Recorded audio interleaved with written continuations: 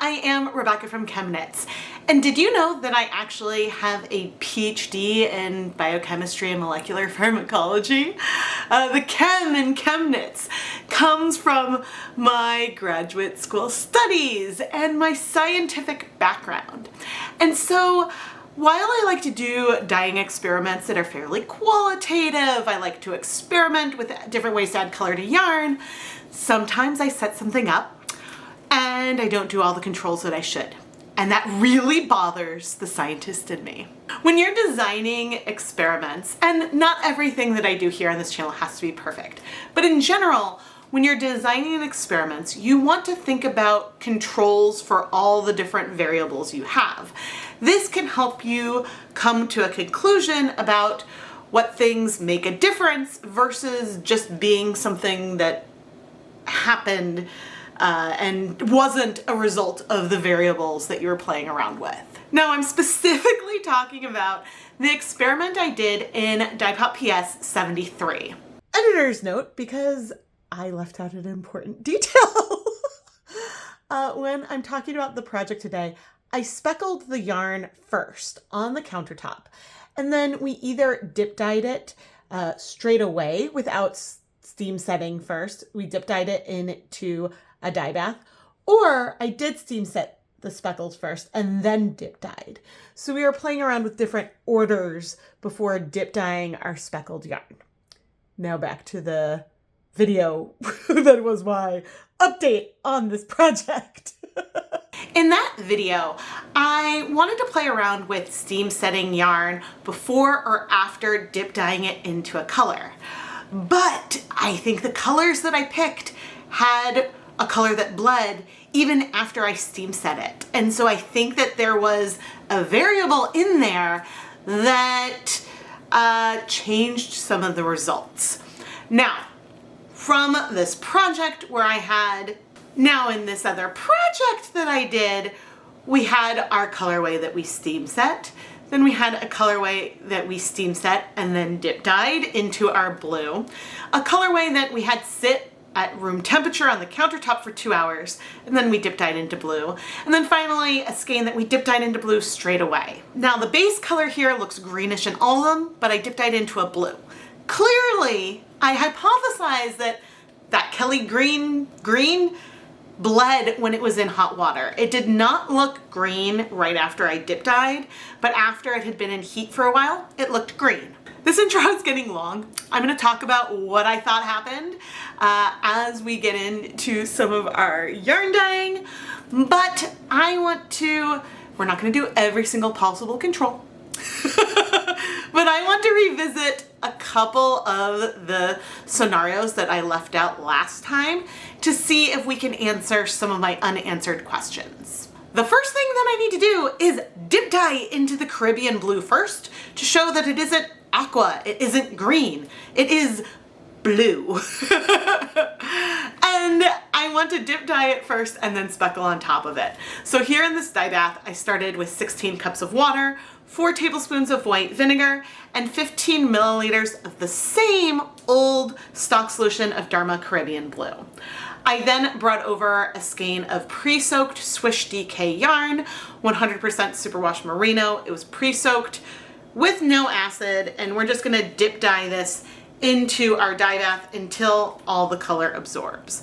Now, I'm hesitating a little bit because we're gonna need to pre-soak with acid for our other colorways. We'll worry about that in a minute. But my plan, once we have finished setting this color, we'll leave the yarn in here for about 30 minutes, is to speckle on top of it and then steam set that to show what the base color would be if we didn't dip dye. Before I uncover this dip dyed blue, you can see how blue it is down there. For reference, this is the color of the yarn. I think, yeah, this is the yarn that I speckled and then dip dyed. Whereas this is that same amount of Caribbean blue. I'm gonna turn off the heat. I don't always cover things, but I did today. And so, yeah, we definitely had a bleeder here because that's the color it should have been. But now I need to find the zip tie. We are gonna set this aside to cool we will reset this dye bath so it is hot and ready to dip dye for after we've speckled our yarn. But I want this guy to cool. If I was doing a proper experiment, I should be doing all these variables again right now. It isn't really appropriate to compare something I did before to something I'm doing now because some circumstance or other variables or environmental effects could change the results. But I'm not going in. It's not that deep.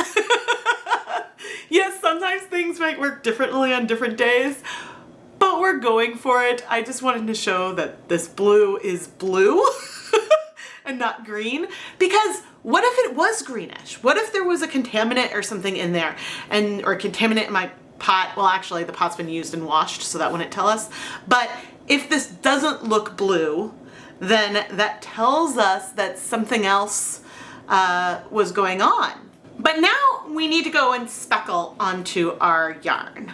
I put on my deluxe rubber respirator mask, safety glasses and gloves, and then brought over our yarn to speckle.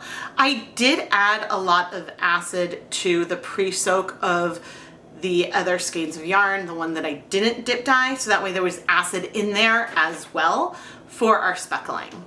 And then the color palette for our speckles has Golden Poppy, Tangelo, Peach Blush, Teal Green, Kelly Green, and that's it. Those are the 5 colors that I used. I took a pinch, speckled onto one side of the yarn. Without waiting, gently flipped the yarn over and then speckled onto the other side. Now, when I was designing this video, I hemmed and hawed about if I wanted to do 3 skeins here or 2. If I had 3 skeins, then I could have one that I dip dye right away after speckling, but into no color so we could see the colors that bleed. And then I could have a second skein that I steam set for 30 minutes and then dip dye into plain water to also see what colors bleed. And I really debated if I wanted to go big and do both of those cases or not. And well, I'm filming this voiceover the night before I dye the yarn, so you'll know before I know what I decided to do. But you can always come up with a super big list of variables. And so when you're doing an experiment, it's important to at least consider all these different variables. Once I was done with the speckling, well, I'll talk about the heat setting when I go dip dye something in a minute, but at least we know the blue skein, I'm gonna go steam set that one for 30 minutes. What other variables could come into play that maybe I'm not investigating? I think I mentioned one earlier. If I had any dye residue in any of my little cups, or maybe a contaminant in my stock solution bottle, if there was a little bit of dye on the edge of the pot that I didn't scrub out, these all could come into play to shift the results a little bit. Maybe. In all likelihood, the biggest concern with dye at the edge of the pot is that some could rub off on your yarn and give you a little stain, but if it were to redissolve, it probably wouldn't have enough color to affect what's going on.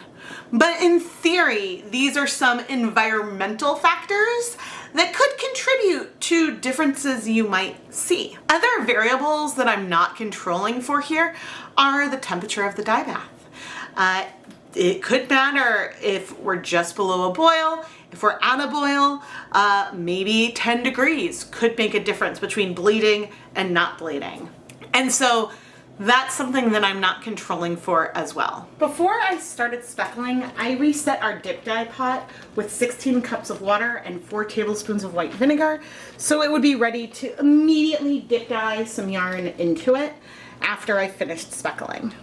Clearly I decided to do both controls, and I brought one skein over to dip dye right away. And the primary color we saw leak into the water was that green. The green is the color that we saw spread the most.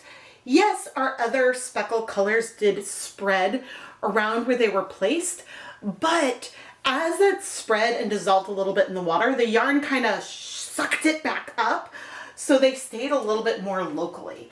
It didn't bleed enough for the color to spread into the water and for that to shift more from the green. I also noticed that the teal I had mostly towards the top of the yarn, not as much towards the bottom, but as I dipped that in, that teal color really stayed more local. I didn't see it go into the water as much as we had with the Kelly green. And so I'm now super excited to dip dye into plain water the skein that I'm going in steam setting for 30 minutes, because we'll get to watch and see which colors spread, whereas we knew that pretty much everything was going to spread here.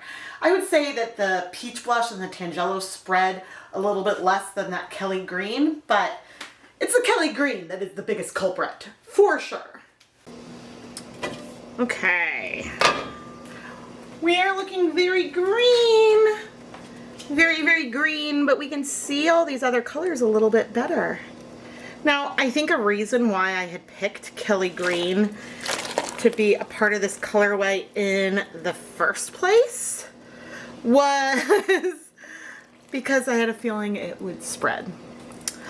And so spread it did, but on here we can see it wasn't honey mustard, it was the other one. Golden Poppy, our Tangelo and Peach Blush are pretty much indistinguishable. Here is some of that teal green. It definitely spread. I guess there's some further down as well. Maybe I was wrong.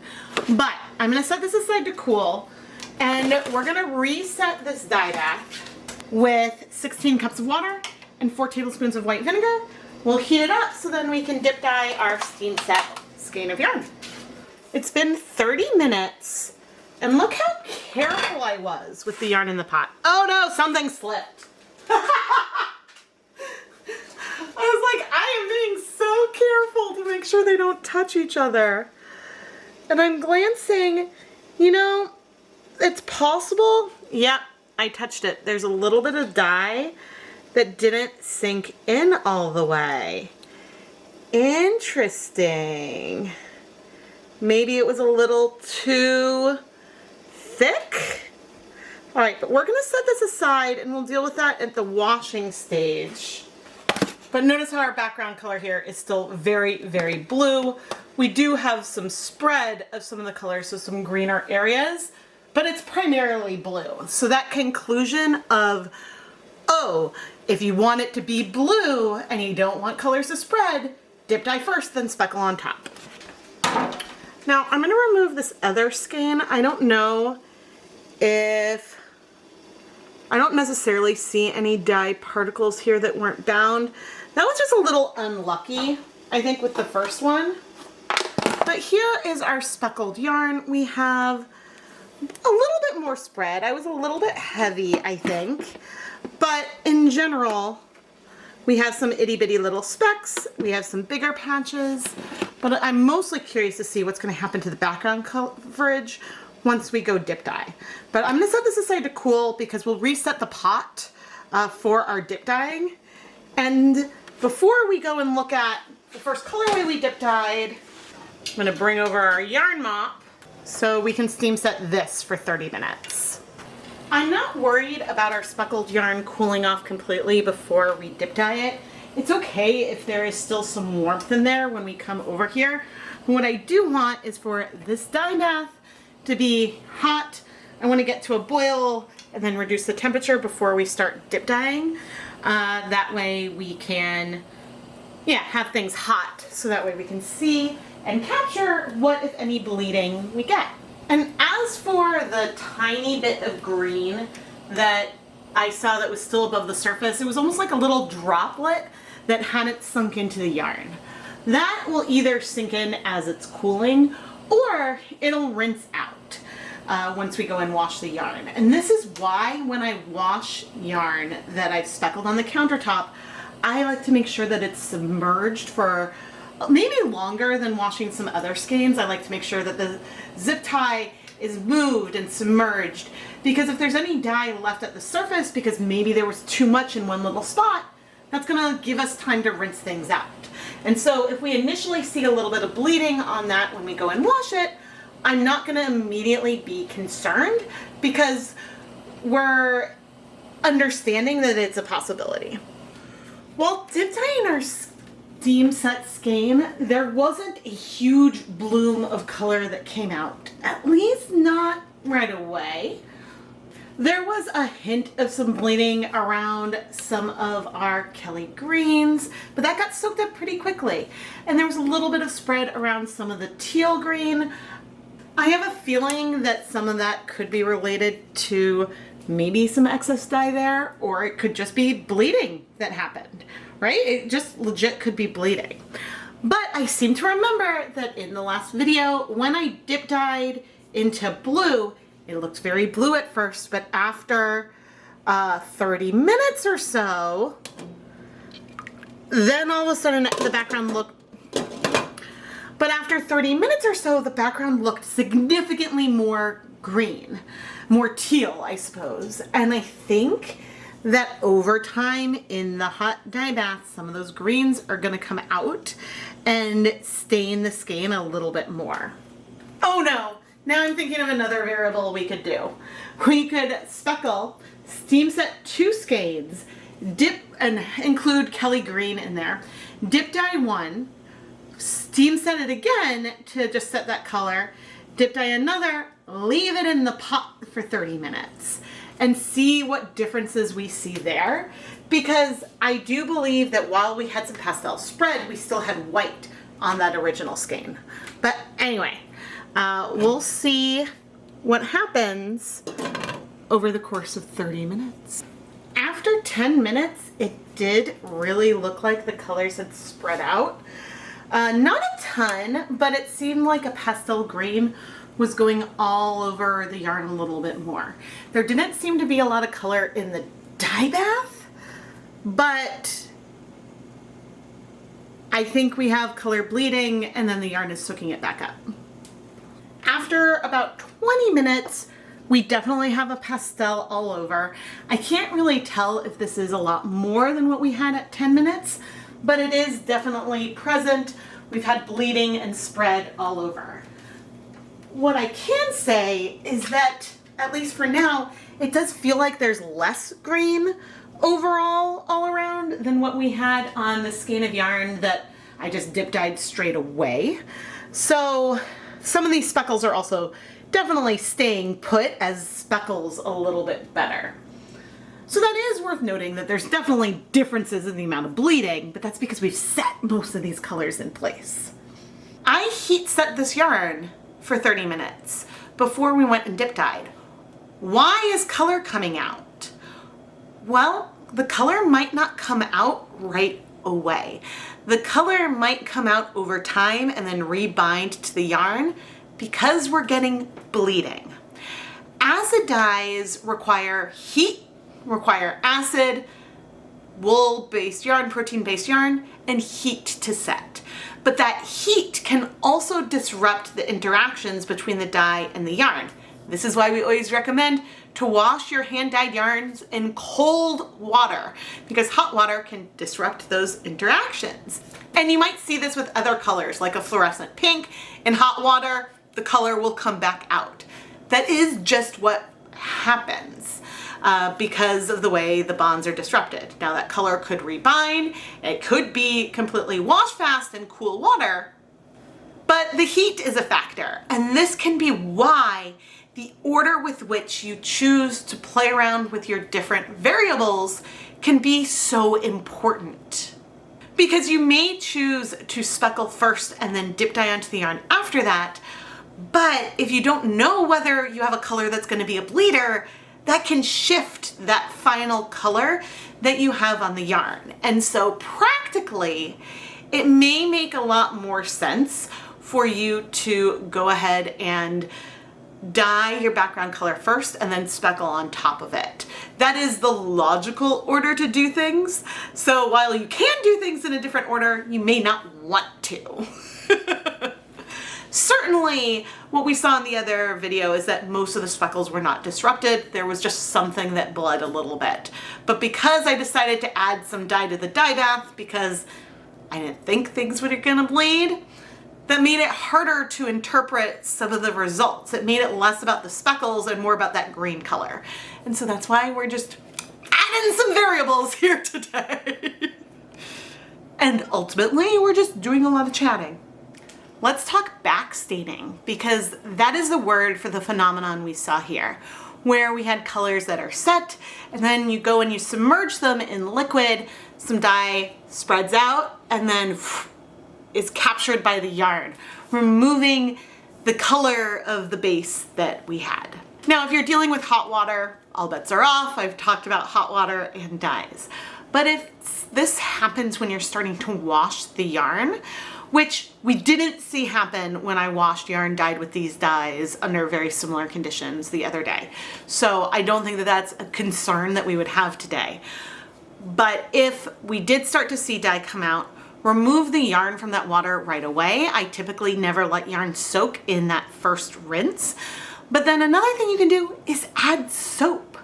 A dish soap, or even a soap sort of designed for dyers, Synthropol. Those work well to sort of surround that excess dye, and they prevent it from staining the yarn. I found that this worked well with some indigo dyeing that I did recently. I was able to prevent some backstaining. But this is just something to keep in mind as you're doing your project. Because I think the biggest risk for these colorways to have backstaining when washing would be if there was a clump of dye on the surface. If you're washing them cold, there should not be a lot of bleeding, assuming that all of the dye was able to get wet and bind to the yarn.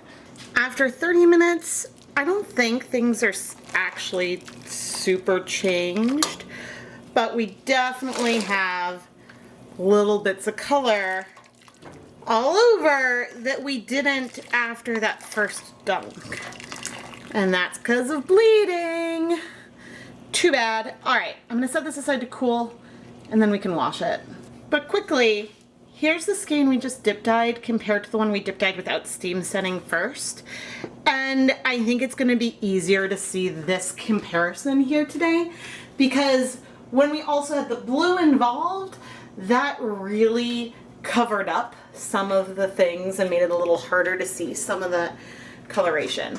So yes, we had green bleed on both, but there's definitely more bleeding. This is overall darker, the one that we didn't steam set versus the one we did. Let's wash our first two colorways cold.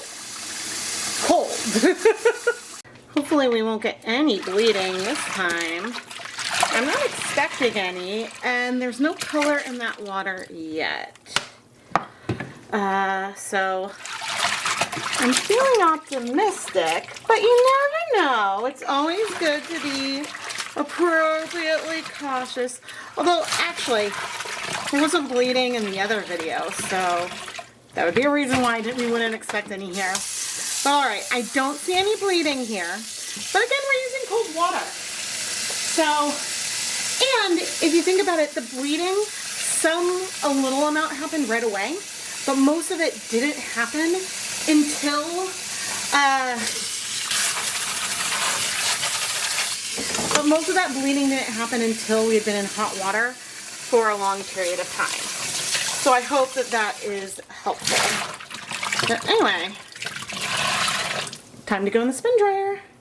We'll wash our yarn mop and the blue skein together. Now the blue skein, and again I'm going to move the zip ties, we're going to make sure we're submerged. The blue skein was one where I saw a little bit color come off, and maybe we have the tiniest amount of bleeding, but touching it, nothing is coming on my hands. So even though we only steam set it for 30 minutes, it takes a while to cool off to room temperature, and that time the yarn is still setting, so it's not a big problem. But let's see if we see anything with soap. I have found that soap has been helpful to prevent backstaining or collecting that bleeding color. Okay. Yep, I'm seeing a little bit of some bleeding here. Not bad, and in fact, under normal times, I may not notice much of it, and I honestly can't tell you which stain it is coming from. But the good news is that we're rinsing that out. And so this could be some of that unbound dye. But I think that what we saw when we dip dyed our steam set yarn into the water, I would say that what came off at first maybe was some dye still on the surface versus bleeding, and what came out later on was our bleeding. So that's just my hypothesis. I mean, that's basically nothing. I think I'm being extremely nitpicky here because I'm trying to be honest with my observations for you. But we do have a big conclusion we can make today, and that's thanks to some variables that we lacked previously. But anyway, I think we are done washing. Yeah. I'm going to put this through my spin dryer. We'll hang up all the yarn to dry, and then we'll come back for some conclusions. Over the years, one of the things that I had to sort of talk myself out of is that I don't have to do every dyeing experiment with a ton of controls. For example, it used to be that every time I tried a new yarn base, I wanted to say dip dye into Broken Violet to see the colors break, so that way I could compare them to itself on one technique and get a feel for that. And then I realized that while that can be fun, that isn't always necessary. A lot of yarn bases aren't necessarily going to have a dramatically different result. And so I don't need to treat things absolutely scientifically here. I can play around with things with a little bit more artistic freedom. But then there are times when, again, something I don't expect happens, and then you wish you had those controls, because then you could make more conclusions about which variables were different and therefore had a different result. But anyway, let's go look at our finished dry yarn. Before we look at our missing controls, let's just quickly take another glance at the yarn from the Dyepot PS video. And now here are the 3 skeins we dyed today. Now, 2 of the skeins from the missing control are here. I'll bring these out later.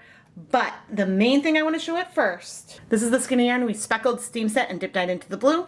This is the skein of yarn that we dip dyed into the blue and then speckled. Those background colors are different. This is a teal, this is a bright blue. I suppose where I've placed it, you feel a lot of the greens in there. So if I move it around a little bit, there. Now maybe you can feel a little bit more of those contrasting colors. And so because we've now done this other experiment, we know that that background color we saw before is not because the Caribbean blue shifted. This is the exact same dye stock. It's because of backstaining. And I have more evidence of that backstaining. However, before we do that, let's just take a look here at the difference between our yarn that we speckled and then dip dyed into hot dye bath. Twisted up is from the last video, and not twisted is from this video. You can see more of that color spread we got. A lot of our orange colors really stayed in place a little bit, but they did spread some, and I think it was mostly our Kelly green that was spreading. But you can see the background color difference that from having that Caribbean blue present in the other video. When we steam set our speckles first and then dip dyed, we still have backstaining here. Now, when we looked at our other 2 skeins, the amount of green on the background felt fairly similar. I mean, maybe the background's darker here, where more of the dye bled, but it was hard to really make a conclusion there. Here, we can see that the background color here is lighter. And not only that, we didn't see a ton of spread. We saw a hint of spread, but there was not a ton of spread until after the yarn had sat in the dye bath for a period of time.